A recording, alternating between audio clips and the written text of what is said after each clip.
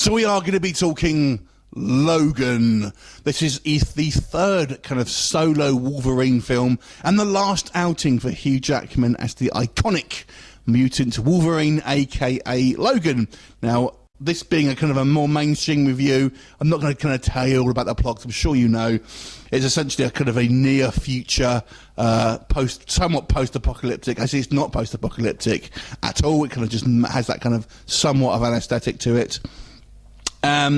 So let's talk about what I liked and didn't like about this movie. Overall, this film was very well done. Definitely the best Wolverine film so far.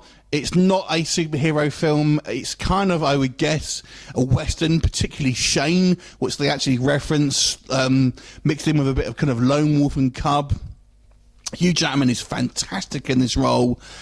But the real star for me was actually Patrick Stewart.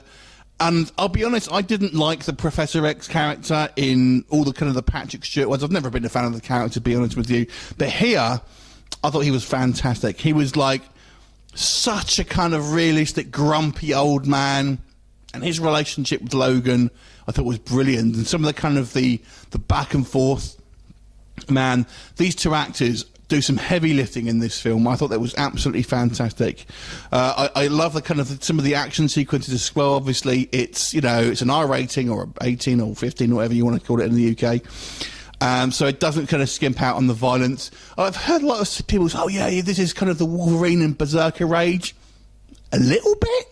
I don't think it quite is Berserker Rage, to be honest with you. I mean, Berserker Rage, whenever I have read Wolverine in the comics, he kind of just loses control. And I always felt he had control, even though, yeah, he does kind of, it's pretty violent, but I don't know. I kind of disagree with this, this is the Wolverine, the Berserker Rage you've always wanted to see.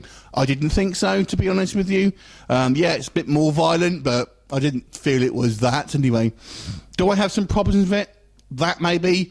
And also towards the end of the film, we're introduced to a lot of young characters, a lot of kids, and I didn't feel some of those were particularly well acted or particularly well written.